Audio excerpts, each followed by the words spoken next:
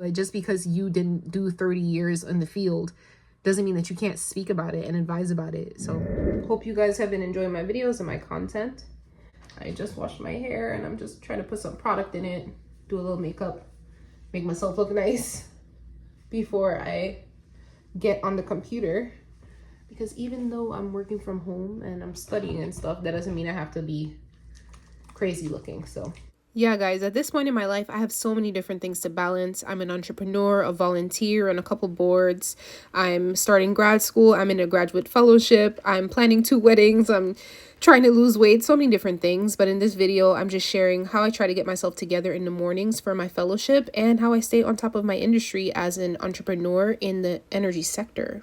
So I normally don't wear all that much makeup. My makeup routine is very simple. I'm not the best person to apply makeup. I have the same beat for whether it's a funeral, whether it's a wedding, whether it's whatever. I'm probably not gonna leave the house for another few hours because I'll be working.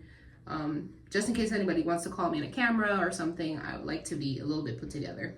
So I'm just using this little foundation stick. And I know it looks a little lighter.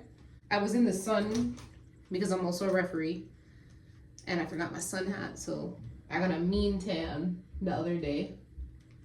But that's okay. So it's really just this simple. I don't know much about makeup and all that other stuff, but I do know how to make myself look presentable, and I think that's enough when I'm working by myself or from home. But yeah, I am a grad student studying oil and gas and renewable energy, and one of the ways that I try to stay informed outside of just schooling is literally just doing fellowships and signing up for any opportunity that allows me to conduct research and read more and study more about the sector that I'm interested in. And I am a big proponent of doing fellowships or some type of organization or some type of program. Like if there is a structure already outlined for me to participate in that allows me to get closer to my goals of being like a thought leader or an expert in a certain field, I'm gonna do it, especially if it's free or I get paid or something like that. Or sometimes you gotta pay for programs in order to get like the knowledge and experience that you want out of it. But I'm always looking for some type of fellowship or community or cohort experience in order for me to learn more. The fellowship that I'm a part of this summer, the point of it is to focus on understanding how infrastructure needs to evolve in order to adapt to the changing climate. And everyone doesn't believe in climate change, fine, but we have been experiencing a lot more extreme weather events, and that impacts everything. It impacts schools, energy, medicine, like access to hospitals, stuff like that. And so the point of the company is that they are like working to create solutions to help entities, people, whatever, adapt to this new extreme weather situation that we are finding ourselves in. And so I really thought that that was a cool thing that I could be a part of, especially someone who's passionate about energy. Because when you think about it, if there's more droughts or more floods, like clearly that's going to mess with energy infrastructure. And so more hurricanes means more blackouts and stuff like that. And I really wanted to expand my understanding of the sector that I'm a business around. So it's important that I stay in touch with what's going on and what's new for that same reason as well. In this fellowship, they gave us the opportunity to choose between a number of different challenges about adaptation and resiliency as it relates to food systems, water, infrastructure, bridges, electricity, etc.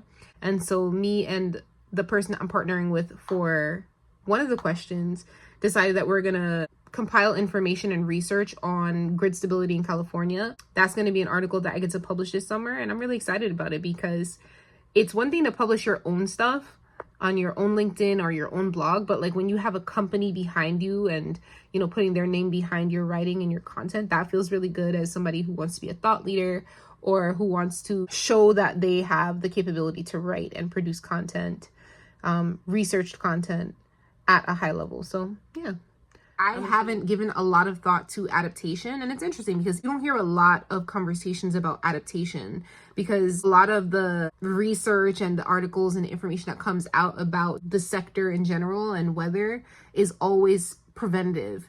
You hear about net zero, but you don't hear the voices of reason, which are saying that regardless of us trying to stop climate change, that's one fight.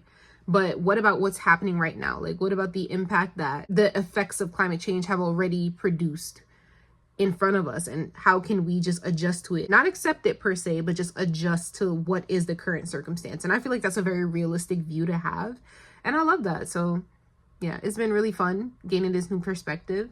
Joining a fellowship when you are a grad student is a worthwhile endeavor because you get the backing of an entity to support your thought leadership.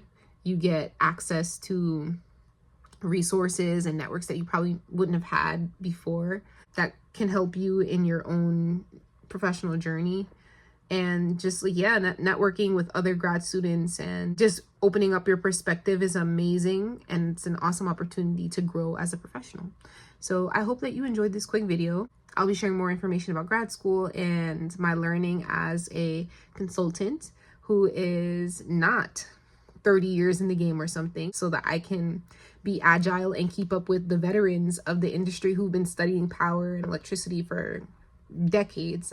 Anyways, thanks for watching. I hope to see you next time. I already recorded this video, but I didn't even realize the shirt that I was wearing while I was recording it. I got this shirt from a mentor of mine who, love her. Like, I've known her since I was in high school, and she helped a lot with like personal development and all this other stuff. But I feel like it's so accurate for this video because when you are a young consultant or a new consultant and you're consulting on an industry that you don't have decades and decades of experience on, it can feel very intimidating because you're like, well, what do I know? How can I compete?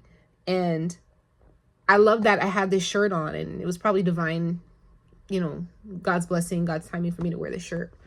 But yeah, I am enough. Even though I don't have 30 years experience, I'm enough. I'm smart enough. I'm good enough. I'm intriguing enough and impactful enough to be a consultant in this sector, despite not having 30 years experience behind me. I'm doing everything in my power to both catch up and surpass the perspectives that are already out there. I have a unique lens, being who I am, and so it is what it is. So that this speaks to you as an entrepreneur who may only have limited experience outside of college in the sector, but just because you didn't do 30 years in the field doesn't mean that you can't speak about it and advise about it. So yeah, this is how I affirm myself as a young entrepreneur who is gaining knowledge and experience at the same time. It's possible.